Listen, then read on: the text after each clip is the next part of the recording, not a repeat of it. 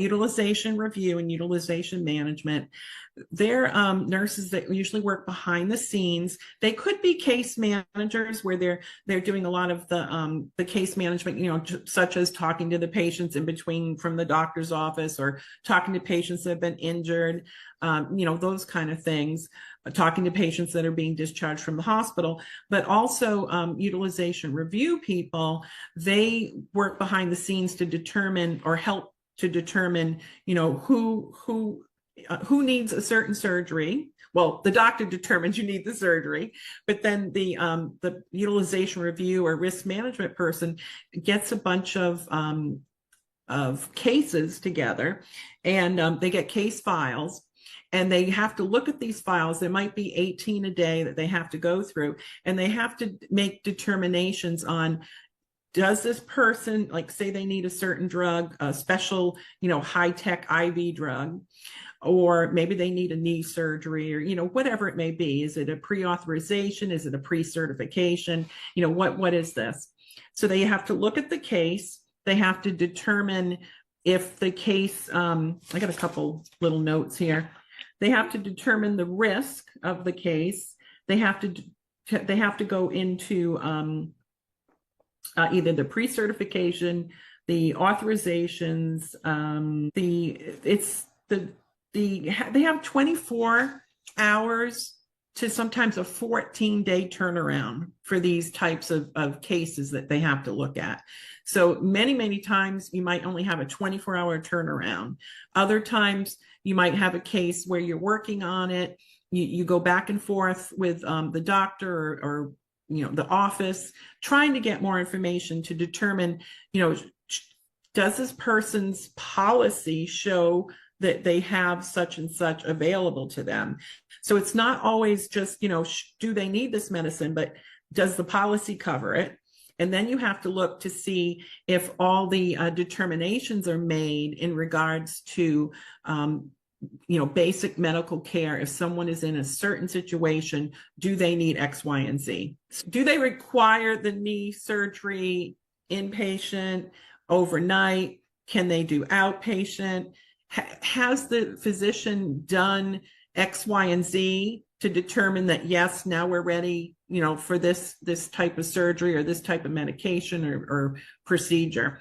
So that's what a utilization review nurse does. They work behind the scenes, but some of them can also work with the patients. It depends. There's so many different areas. There's concurrent review, there's retrospective review, there's prior authorizations, there's pre-certifications. I mean, there's just a huge area. So nurses will say to me, I want a job where I don't have to speak to anybody. And I'm like, well, utilization review, sometimes you might not speak to anyone. Other times you might speak 50% of the day to the doctor's offices and 50% behind the scenes. It depends on what kind of utilization review they get into. So, I could go on and on about utilization review, but it's basically not talking much to the patients, working behind the scenes. So are there certain specialties that are best suited for utilization review? Not really. Everybody needs risk management and utilization review. Every specialty and non-specialty. Now, the specialties that pay the most, which is shocking, but like I can take an LPN that's done home health, or they've done long-term care, rehabilitation, maybe doctor's office or hospital. RN, they could be an OR nurse, they could be med surg, they could be home health, they could be long-term care, whatever. But the specialties that are in the most demand, psych and behavioral health for utilization review, and they pay the most. And that is because not enough psych and behavioral health nurses want to work behind the scenes doing utilization review. Because if you get into psych and behavioral health, you're going to be a talker.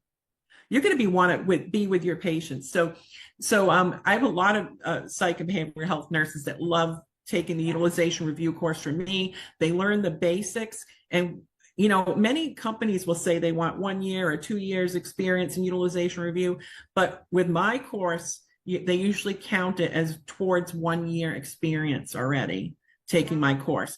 A lot of companies.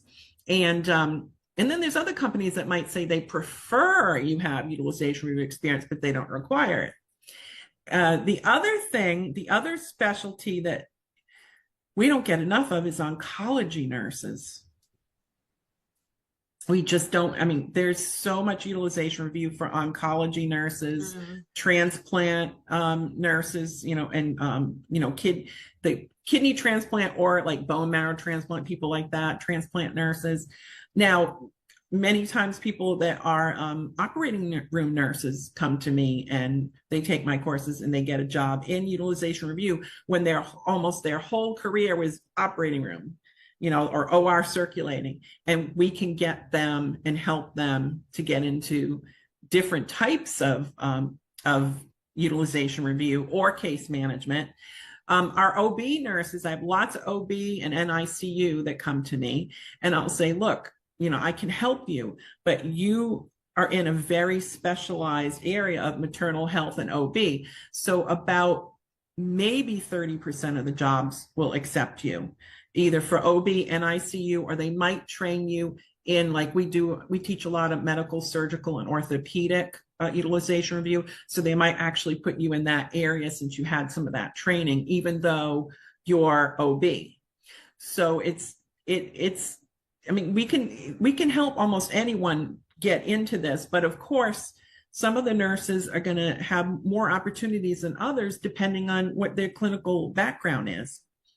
Sure. That's encouraging to hear that it's overall helping most specialties and that people aren't I mean, really, for it. Everybody gets sick and needs a service. So, you know, they could be just a little bit sick or very, very seriously acutely ill with specialized, you know, problems.